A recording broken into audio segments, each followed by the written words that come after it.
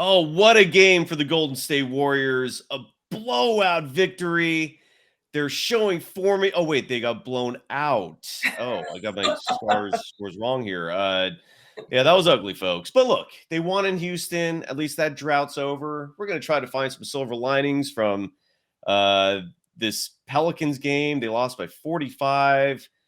The charming and talented Kylen Mills joins me. She's going to uplift the mood quite a bit. And we're going to have a fun time, folks. It's a live Monday night edition of Locked On Warriors next.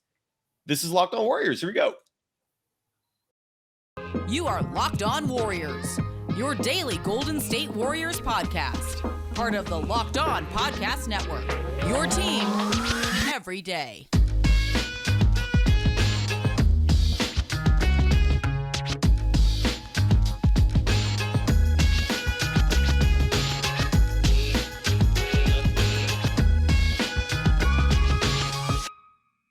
Thank you for making Locked On Warriors your first listen every day. We're free and available wherever you get podcasts. Today's episode is brought to you by PrizePicks. I want some money tonight. First-time users can receive a 100% instant deposit match up to $100 with the promo code Locked On. That's PrizePicks.com. The promo code is Locked On. You can follow Kylen Mills on Twitter and Instagram and probably other platforms. I don't know.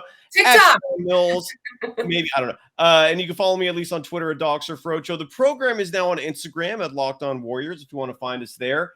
Kylen, your immediate reaction to the Golden State Warriors. I guess we could do a reaction of both games. I mean, they were back-to-backs. They beat the Houston Rockets 127-120, and then they got creamed by the New Orleans Pelicans, I believe 120, actually, I don't even know what the score is, something to 83, 128 to 83. That's it. Kylen, your reaction. I need to separate these two games in my mind. It's so funny because back-to-backs, but they could not have been more different, these two games, which is just fascinating. I mean, first of all, I'm happy to see from tonight's loss to the Pelicans, positives, I'm happy to see the young players getting a lot of experience, getting time, and that's something that Steve Kerr talked about in the post game is that this was all about reps for the Warriors' young players, and I think that's great, and that's something that you and I, both been calling for, Cyrus. So I think that was a huge positive. Just getting them more time on the floor. Negatives, I mean, obviously the scoreline. However, you're going up against a lot of the Pelicans starters, and so against the Warriors. Bottom of their bench, basically. I mean, without almost all of the Warriors starters, and Kevon Looney played a very small role. So essentially with all of the Warriors second unit and then G-League, two-way players, rookies, etc. So, I don't think it was an evenly matched game for sure. And I think the Warriors just looked like they were totally overwhelmed. But I would have liked to see them just play a little bit less sloppy. The turnover stat line, just not great. I would have liked to see that a little bit cleaner. And it's not shocking with young players, but still 27 turnovers was the most they've had in a single game this season. And so that's, something that I think I noticed, especially in the second half, I thought that the game got a little bit sloppy, got a little out of hand. It started looking like pickup ball to where they weren't really running an offense and you were just kind of going back and forth down the floor, just all willy nilly. So I would have liked to see them a little bit cleaner down the stretch of the game. Positives, Jordan Poole looked more confident, more aggressive, putting up 26 points. Great. I think he's most successful when he's going to the rack, and I've said that throughout the season. But whenever he has that confidence to really drive, I think that's by the way, creating more space. Well, I just opened up the box score from the Rockets game, so I wanted to look at that. And then ESPN, when you look up their scores, always has those autoplay videos. I hate that. So I had to pause it right away. But it's so annoying that as soon as you click up the screen, it auto plays. You can't, you know what I mean? You can't. Yeah, I hate it. I can't stand it. But I wanted to pull up the Rockets box score, so I had those exact stats in front of me because also, so talking about last night's game, I guess we may as well then go back to last night. The biggest thing is Klay Thompson. And I think it's very clear from Klay Thompson's performance that the, come to Jesus team meeting the Warriors had to involve somewhat of him and trying to play more as a team. Because going into that game, I think that a common theme throughout this early season is that Klay Thompson was taking bad shots, not a great shot selection, forcing the game, rushing to take shots, not making the extra pass, not finding teammates. And I thought it looked totally different. I thought he looked like a different player. I thought he played much more patient. I thought he did a much better job trusting his teammates, making the extra pass, and not always taking the first shot down the floor every single time. And that allowed the Warriors offense to get into more of a rhythm and ultimately create more space for himself. And then when he's able to get those higher percentage shots, he's starting to make them, or the more open looks. And that's what happens when you continue to move the ball. And that's what the Warriors offense has been predicated on. And, they had so many assists last night. I mean, it was just fun to watch because it was back to the Warriors offense that we saw more of last season. And that's been lacking a little bit this season. And I think Klay Thompson is a huge, key piece to that. And, to me, he just looked like he wasn't forcing the game. He was letting the game come to him. And that's huge. Steph Curry, another impressive performance as well last night. That's no shocker. What are your thoughts, Cyrus? Yeah, I like the whole focusing on the positives and the negatives first. I think you covered the Rockets game really good. There were some positives tonight. You mentioned Jordan Poole. I didn't think he looked great. He was erratic at times, but he did shoot 50% from the field. I'm surprised his minutes was only at 27, considering he wasn't in foul trouble. So I don't know if that was Kerr just resting him or what went on there. I don't know why he had such limited minutes. I loved seeing Jonathan Kuminga play 40 minutes. It wasn't a great performance, but he needs that time out there, and he did score 18 points, which was the difference to my PrizePicks bet coming through. So the moment that happened, dude, Jonathan Kuminga and I were cool. It's all good. Like, you want me money, but it was a 3-player slip. I needed Jordan Poole to hit the over. He did. I needed Brandon Ingram to hit the over. That was easy. And then Jonathan Kuminga hit some 3-pointers at the end there. Hello, everyone, to the chat, by the way, as well. Want to add, by the way, keep things civil in the chat, okay? Like, I will ban your ass if you're crass or if you're inappropriate. Keep things professional, folks, please. But so the positives were, again, I thought Jordan Poole did good. I thought a huge positive was Peanut Butter and Jelly making his scoring debut in the NBA, scored his first points ever as an NBA player. I'm referring, of course, to Patrick Baldwin Jr. in 16 minutes of play, hit his first 3-pointer, hit his first 3 shots, finished with 7 points. The Kevon Looney thing, I think you know this as well, but just in case people aren't aware, he had a streak coming into this game. I think he played in 128 straight games. So those 5 minutes he played at the start, I think, was primarily just to keep that streak going, because we never saw him again for the rest of the night. So yeah, and then JaMychal Green, I thought, looked okay. He had moments. He did grab 8 rebounds. He did have 10 points, but there just weren't a lot of positives. Did I miss anything in terms of positives? I'm trying to think if there's anything. No, I thought Moses Moody looked okay at times. At times, I'm just going to say, I'm going to stick with at times. Otherwise, like I said, to me, just like the biggest negative standout was turnovers, and Ryan Rollins was the one leading the charge in that with 5 turnovers. And I think he looked a little bit erratic. You mentioned erratic, Cyrus. And then another player, I know we were talking about on Friday, just different players, having problems with turnovers, because Steve Kerr had pointed that out about Moses Moody and talking about Moody kind of being at the fringe of the rotation right now and saying that, well, Moody can't be turning the ball over. And I know you and I were kind of saying, well, he's not the biggest turnover problem. And I actually, after our episode on Friday, I looked it up because I was curious. And Jordan Poole leads the team, or I guess the opposite of leads the team, is the worst on the team when it comes to turnovers per game, at 2.9 per game in the last 10 games and 2.8 per game on the season. Tonight, he had 4 turnovers. And I know we're talking about some of the positives of his play, but like, that's one area that I feel like he really needs to try to get a handle on. And sometimes he gets a little bit wild on offense, and in addition to being called for a lot of carries this season. I don't know why that just popped in my head, but all the it's a good point. I think he just got called for it. But I just thought that was kind of interesting, because we've been on the topic of turnovers, and it's relevant tonight because once again, it seemed to be a problem for the Warriors. And it's actually just, to me, interesting that I know that Steve Kerr has pointed out some of the younger players, and Jordan Poole is definitely younger, but he does have that experience and can score. So to me, he really needs to try to clean that up and not give the ball up so much, because he's the worst on the team by far, and he's averaging in 29 minutes per game, 2.8 turnovers per game. And then the next behind him is Steph Curry, who plays 6.5 minutes more than him and is averaging around 2.5 turnovers a game. So for me, that's one big area that Jordan Poole needs to improve on that was evident tonight. I think Jordan Poole just needs to improve, period, if this team has any world championship aspirations. His start to the season has been disappointing. A lot's been disappointing. And this comment from AC right here, don't know why they didn't plan on having Wiseman available. Great point.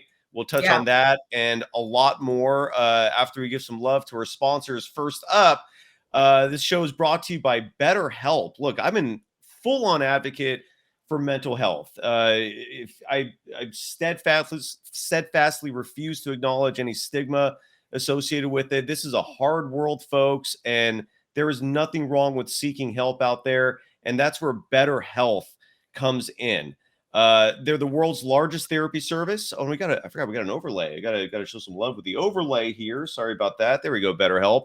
And they're the world's largest therapy service. They match 3 million people with professionally licensed and vetted therapists, available 100% online, and it's affordable. And they help with a myriad of issues, relationship issues. If you're just depressed, if you're anxious, again, this is not an easy world, folks.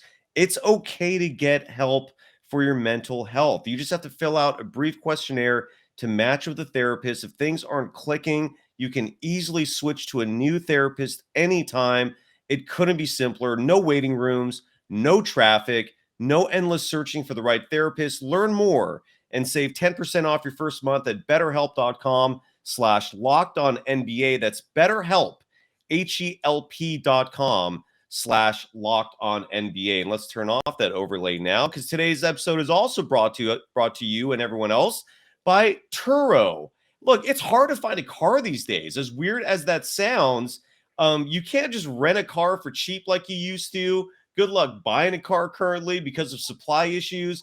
But Turo is there to help you out. They're the world's largest car sharing marketplace. With Turo, you can book any car you want, whenever you want it, wherever you want it. From a community of local hosts, you can browse a huge selection of vehicles for just about any occasion or budget across the entire United States, the United Kingdom, Canada, and coming soon to Australia. Book a spacious SUV or minivan for a family road trip. Get a classic or luxury car for a special event, birthday, or holiday. Find affordable economy cars if you're on a budget and just need to get from point A to point B. Test drive that new electric vehicle you've had your eye on to see how it fits in your everyday life. Many Turo hosts can even deliver the car right to you.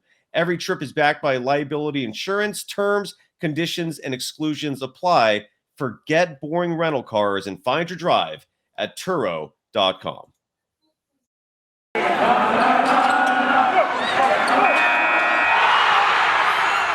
You are Locked On Warriors, your daily Golden State Warriors podcast. Part of the Locked On Podcast Network, your team every day. Thank you for making Locked On Warriors your first listen today. After us, check out Locked On Sports today. From the games that matter the most to the biggest stories in sports, go beyond the scoreboard and behind the scenes with local experts and insights only Locked On can provide. Locked On Sports today, available on this app, YouTube, and wherever you get your podcasts. You can follow Kylen Mills on Twitter and Instagram at Kylen Mills. You can follow me, Cyrus Saatsaz, on Twitter at Dog Surf Roadshow. So here's the Wiseman thing. I don't get why they kept him in Santa Cruz. My guess is they're on a plan. Kerr mentioned extended time. A lot of people were thinking 10 days minimum in Santa Cruz.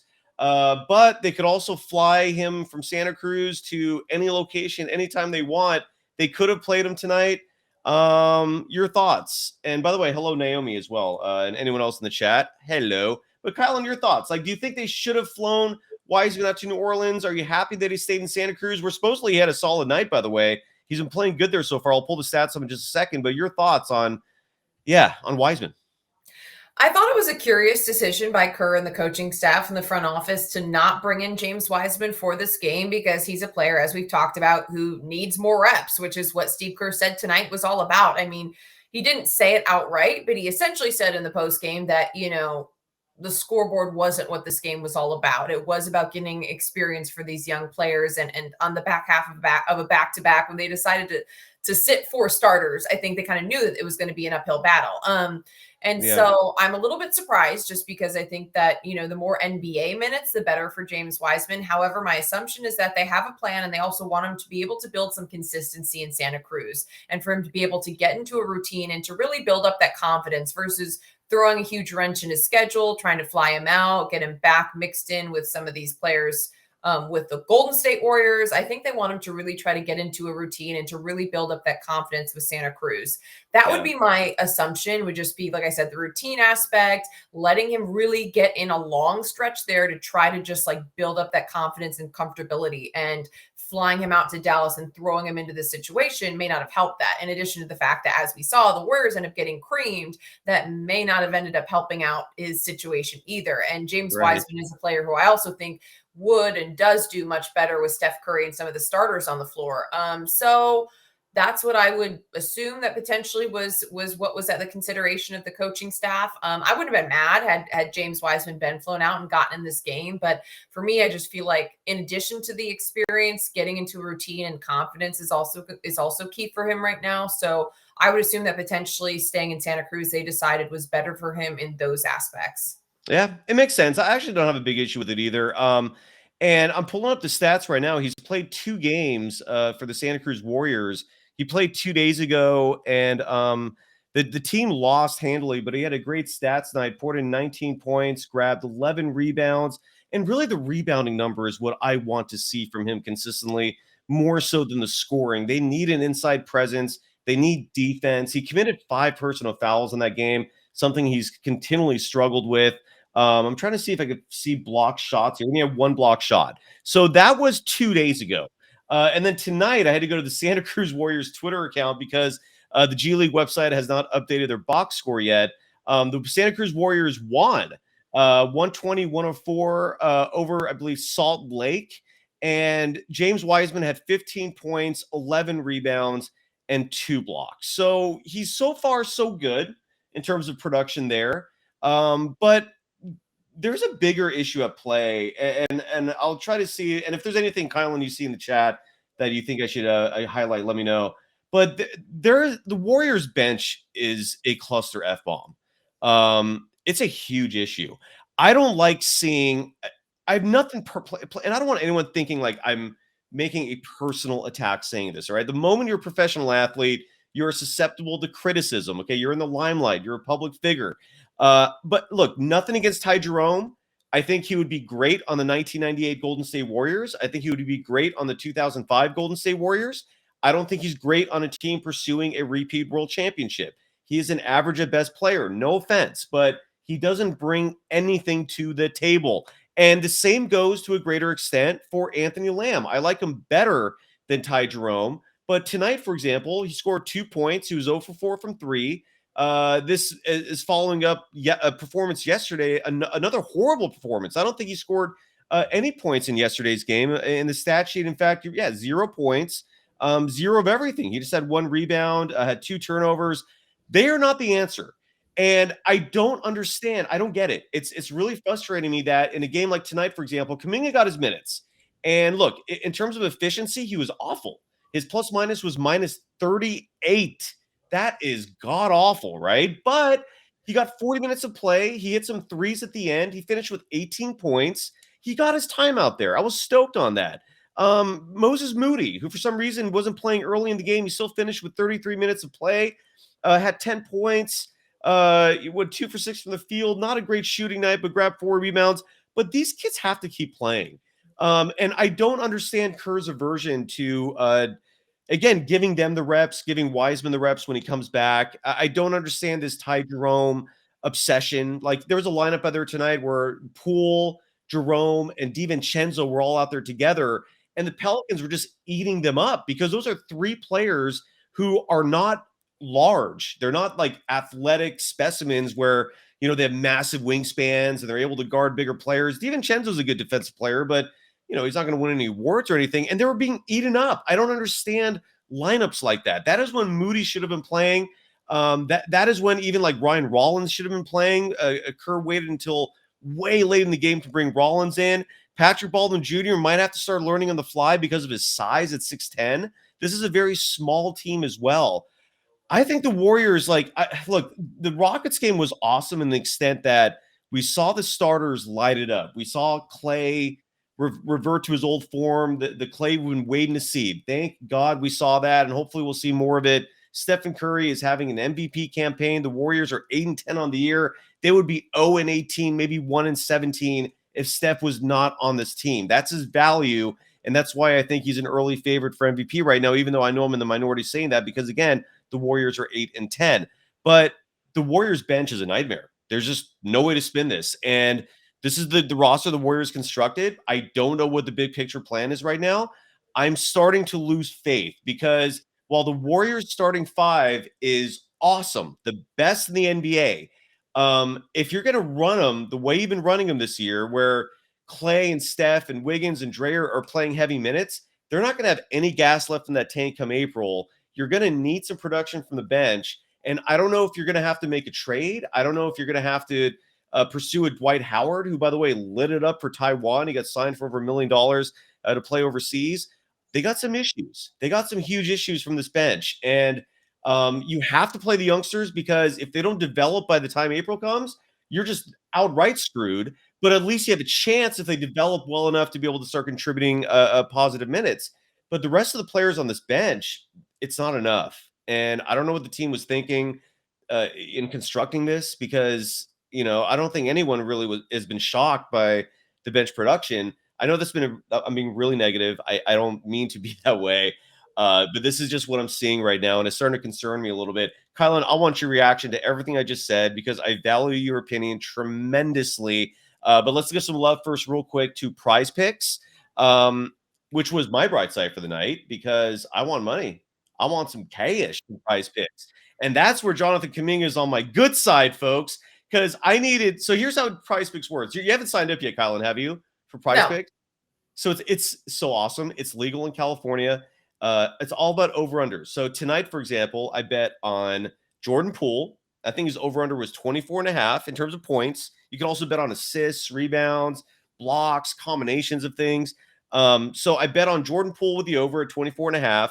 I bet on Brandon Ingram with the over. I think he was at like 21.5, some ridiculously low number because you have to bet on a minimum of 2 players on 2 teams, right? So I had to bet on someone who wasn't a Warriors player. And then I decided to make it a 3-player bet, which turned my $20 not to 60, but to 100. And that third player was Jonathan Kuminga, baby. His OU was 16.5, scored 18, won me some cash. So Jonathan Kuminga is good in my books for tonight for selfish reasons. But look, folks, you all can play PrizePicks as well. It's super easy. The withdrawals are fast. You don't have to deal with like crazy, sketchy wire services.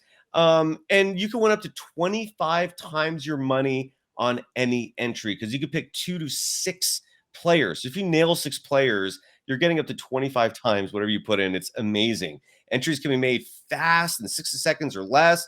Download the PrizePicks app. Go to prizepicks.com to sign up and play daily fantasy sports. First-time users can receive a 100% instant deposit match up to $100 with the promo code Locked On. If you deposit $100, PrizePicks will give you that $100. If you can only afford to put in, say, 25 or $50, they'll match whatever you put in. Just remember to use the promo code Locked On at sign up for an instant deposit match of up to $100.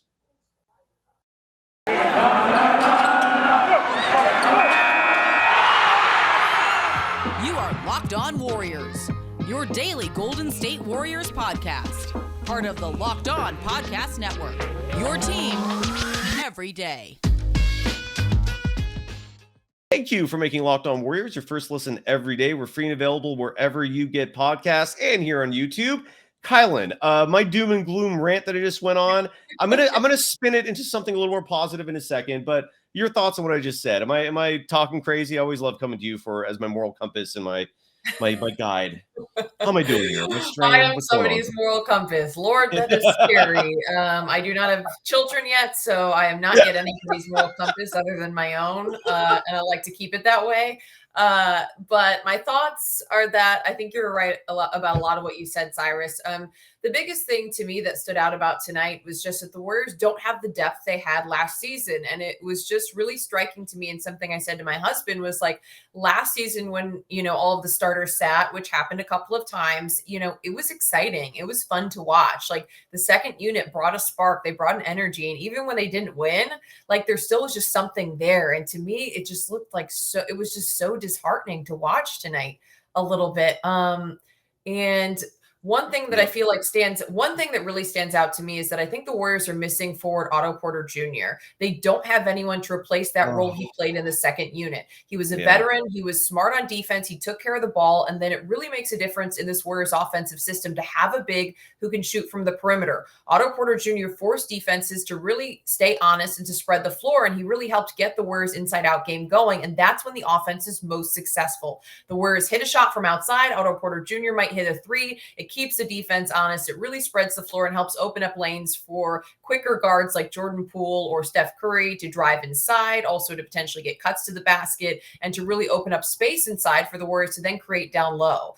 They don't have anyone who can do that right now. And I know we've talked a lot about Gary Payton II being missing from this year's team, but something I've really been thinking about lately is not having an Otto Porter Jr. either. And like you look at Anthony Lamb, he went, I think, 0 for 4 from 3 tonight. I don't have the stats up in front of me right now, but like he is not ready to fill that role. And he is not the player to me that Otto Porter Jr. was. JaMychal Green, I think we found, is better off fitting in that center role versus a forward role. He's done a little bit of both for the Warriors, but like, I just feel like the Warriors are really missing the vets that they let go last season. And also Andre Iguodala as well, who we've not seen play. And early on last season, he was contributing significant minutes. And I know that's something that when you were like comparing box scores that we've done in the past couple of weeks, Cyrus, that you look back to last season and the same point the Warriors were at and the win that they got, that Andre Iguodala was contributing to that.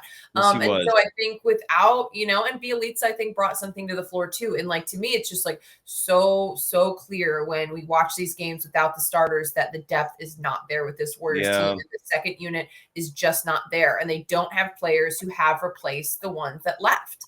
Like I said, I just don't see it. It's hard because, I think these young players have a lot of potential. They have a lot of talent, but are they going to get there by the end of a single NBA season? I don't know. I think it's a big ask. And I think that, maybe would be the only misstep I would say in the Warriors organization would be expecting those players to come in and be ready to fill those roles. And they ultimately just aren't ready. They're definitely not ready right now. Will they be ready by the end of the season? Do you think that's possible, Cyrus? Or do you think it's time to really start honing in on making a trade? I think it's possible. I mean, there's only one way to know, and that's by playing them over and over again. And that's why with each game where I'm seeing Ty Jerome and Anthony Lamb out there, I'm going crazy because that's one less game where you're giving Kuminga and Moody and to a lesser extent Wiseman, although Wiseman right now is the Santa Cruz, but that's one less game where you're seeing Kuminga and Moody get the reps. They got it tonight. That's great. But in the Houston game last night, for example, I was seeing Lamb get minutes over Kuminga and Moody. I don't get that. I don't understand it. Anthony Lamb is a fine player as a two-way guy. He had his moments, but again, these last two games showed why he is a two-way player. Trey Underwood writes, for example, Dwight Howard. I would love that. I don't understand why I like that take their heads at that. Lloyd Tomaliso, I hope I pronounced that right, writes, Kerr loves small players and hates bigs. For the most part, that's true, but he also did like Andrew Bogut. He also did like JaVale McGee, although he kind of didn't as well. I had issues with the way he handled McGee. So the only big that sorry, I have to say is the only big that Steve Kerr truly loves is Kevon Looney, and it's absurd. And I love what Kevon Looney does, but like Steve Kerr loves him, and he's not treated any other big the same, I feel like, during his tenure for whatever reason. So I don't think Lloyd is far off in what he's saying. All right, folks, we're just rolling. This is too good of a show to stop it at 30 minutes and change. So I'm going to split this up into a two-parter. The great news is the second part is not going to have any commercials. So that's coming up next. Stay tuned. Part 2 of Locked On Warriors.